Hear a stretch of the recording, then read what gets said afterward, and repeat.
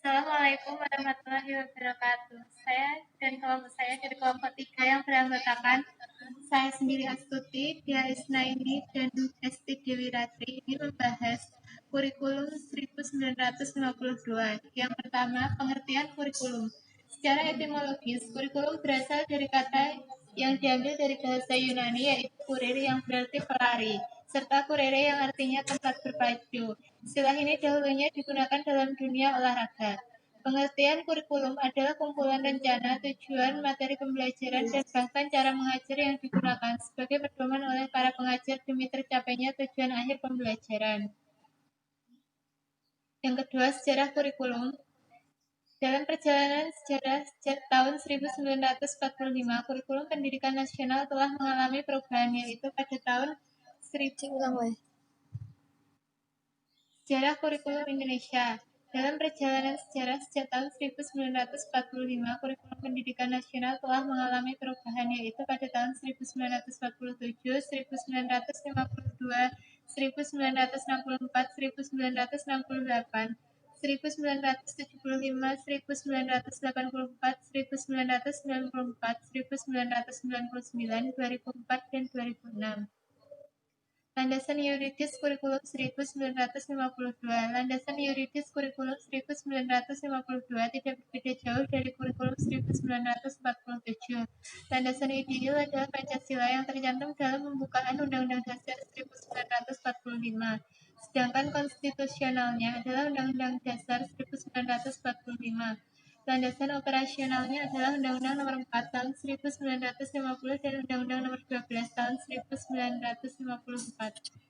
Kurikulum 1952. Kurikulum 1952 merupakan pengembangan dari kurikulum sebelumnya, yaitu kurikulum 1947, di mana kurikulum ini lebih merinci setiap mata pelajaran.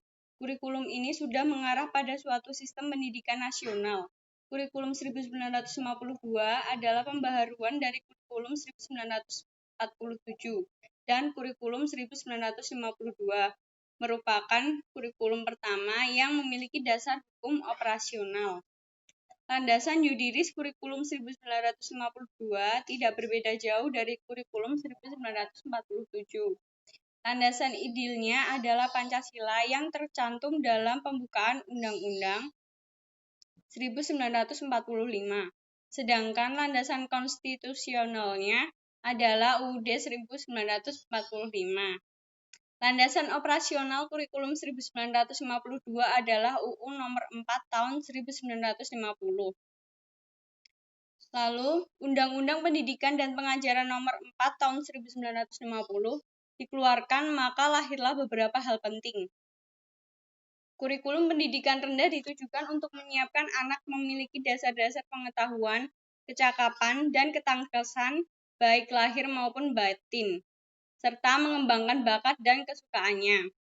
Kurikulum pendidikan menengah ditujukan untuk menyiapkan pelajar ke pendidikan yang lebih tinggi, serta mendidik tenaga-tenaga ahli dalam berbagai lapangan khusus sesuai dengan bakat masing-masing dan kebutuhan masyarakat.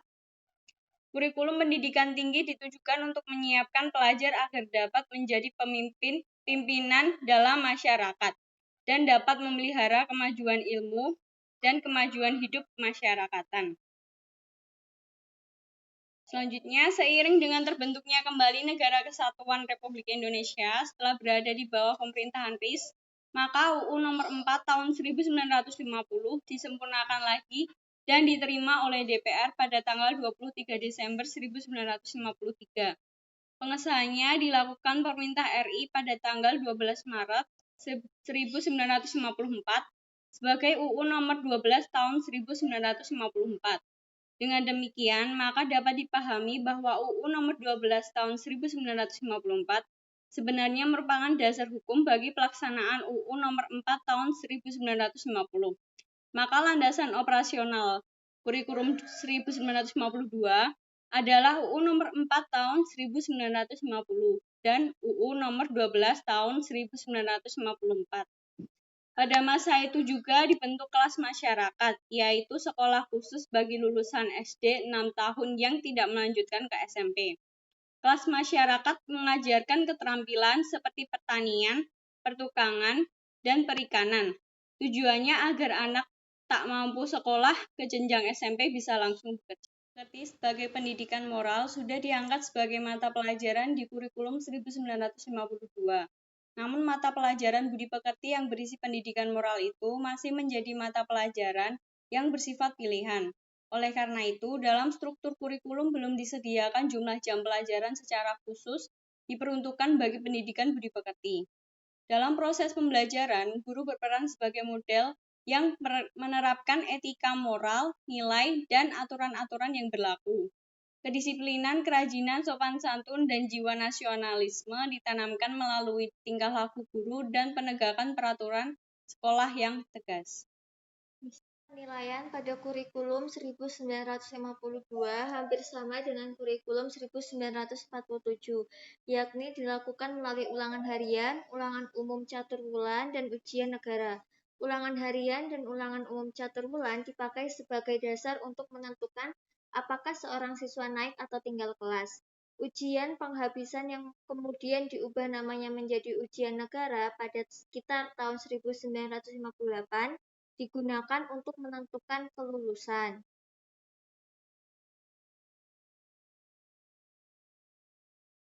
Kelebihan dan kekurangan kurikulum 1952. Kelebihan kurikulum 1952. 1. Kurikulum ini telah mengarah pada sistem pendidikan nasional walaupun belum merata pada seluruh wilayah Indonesia. Kelebihan dan kekurangan kurikulum 1952. Kelebihan kurikulum 1952 adalah 1. Kurikulum 1952 telah mengarah pada sistem pendidikan nasional, walaupun belum merata pada seluruh wilayah di Indonesia, namun dapat mencerminkan suatu pemahaman dan cita-cita para praktisi pendidikan akan pentingnya pemerataan pendidikan bagi seluruh bangsa Indonesia. Pada kurikulum 1952, materi pelajaran sudah berorientasi pada kebutuhan hidup para siswa, sehingga hasil pembelajaran dapat berguna ketika di tengah masyarakat. Yang ketiga, karena setiap guru mengajar satu mata pelajaran, maka memiliki keuntungan untuk lebih menguasai bidang pengajarannya dengan lebih baik daripada mengajar berbagai mata pelajaran. Kelemahan kurikulum 1952 adalah 1. Karena kurikulum 1952 baru mengarah pada sistem pendidikan nasional, maka belum mampu menjangkau seluruh wilayah Indonesia. Yang kedua, materi pelajaran belum orientasi masa depan, karena yang diajarkan berorientasi kebutuhan untuk hidup di masyarakat saat itu. Dengan demikian, belum memiliki visi kebutuhan di masa mendatang. Selanjutnya, 3. Kurang membangkitkan kreativitas dan inovasi guru, karena setiap mata pelajaran sudah terinci dalam rencana pelajaran terurai. Hal ini mempersempit kreativitas dan inovasi guru baik dalam perencanaan, pelaksanaan, maupun menentukan sumber materi pelajaran. Yang keempat, kurikulum ini siswa masih diposisikan sebagai objek karena guru sebagai subjek sentral dalam pentransferan ilmu pengetahuan.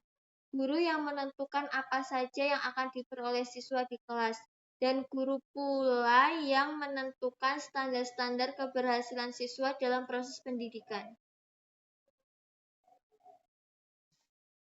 Cukup sekian presentasi dari kelompok 3. Semoga bermanfaat. Terima kasih.